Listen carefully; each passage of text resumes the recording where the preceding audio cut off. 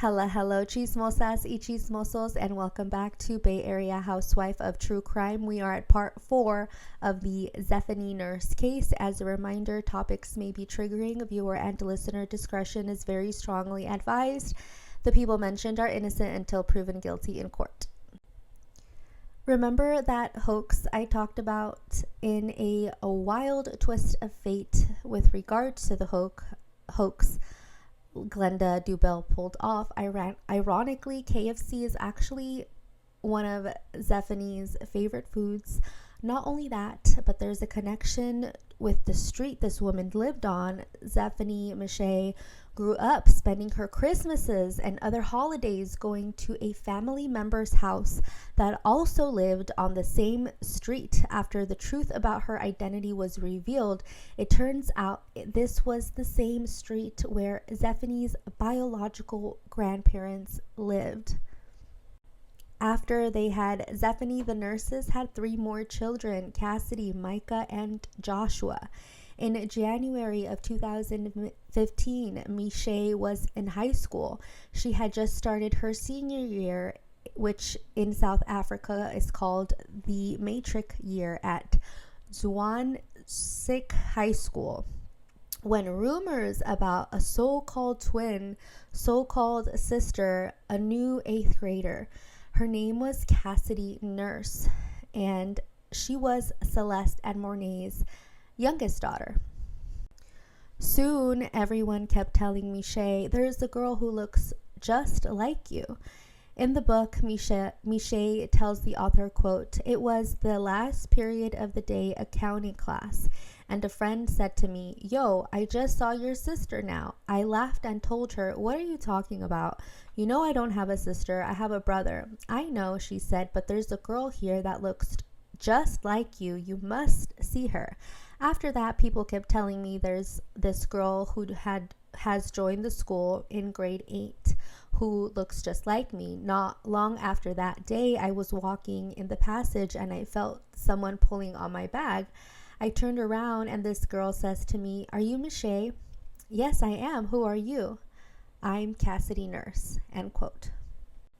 Miche thought to herself and said out loud, 'But nobody looks like me. I look like me.'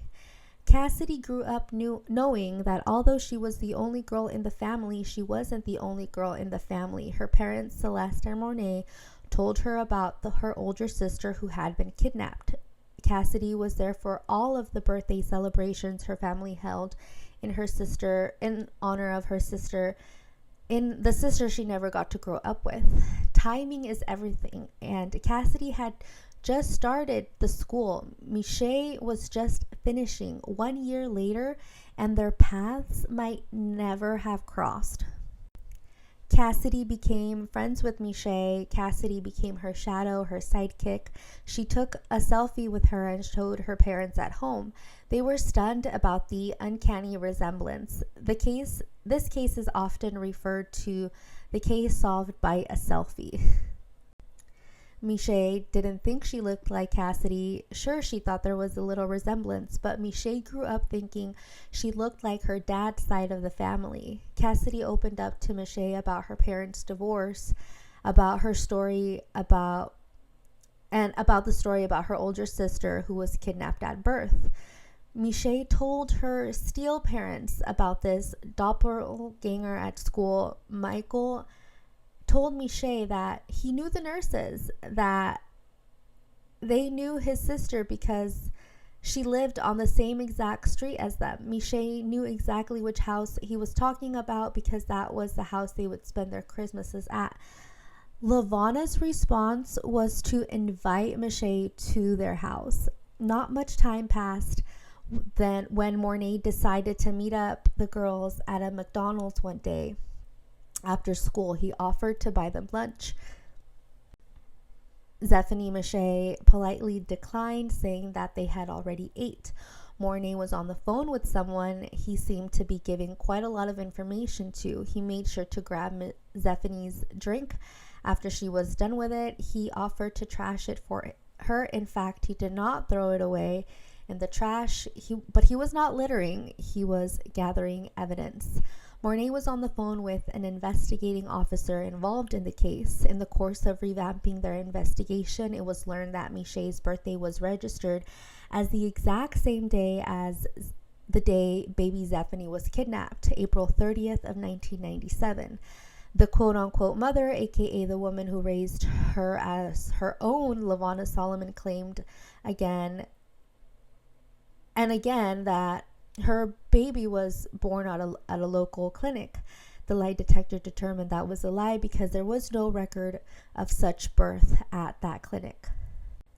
In February of 2015, DNA samples from both of the parents were compared to Miché's DNA, and within 24 hours, it was revealed that Miché was in fact the nurse's long-lost daughter. What I think is such a disservice and gross mismanagement of the situation was how this information was relayed to a then 17-year-old Miché. She was basically brought into her principal's office with no counselor, no psychologist, no parent present, and was told the truth about her identity. In the book, Miché tells the author she came late to school that morning due to a doctor's appointment. As Miché was settling into her seat, Principal Dr. Bruin came into class and looked at her and said, "Miss Solomon, please take your bags and come with me." And you know, all the high schoolers were like, ooh. Miché was racking her brain trying to think of what could she have possibly done so early in the school year. When she got to the principal's office, she noticed two women there. Miché was lied to and told that they were social workers. They were social workers technically, but they were also investigating officers, deputy social workers in the case, Leanna Goosen and Marcianette Jonkerman. Marcianette was a trained nurse, and her official job title was that of facility manager and deputy director of social development. Leanna Goosen was the director of social development. So yes, they were like social workers, but technically speaking, they were more on the investigative side of things. Marcianette was chosen in particular because of her nurse background, considering LaVonna had high blood pressure and heart problems. There was no actual trained psychologist or counselor at this meeting, not to mention her parents, albeit I understand how tricky the situation is. Nevertheless, there's no right way to tell someone that they were kidnapped and that their whole life was a lie. That being said, that is not to take away from the fact that these badass women were trained professionals and in their own right and knew how to handle the situation. But I think that an independent counselor would have been nice for Miché Zephany to have.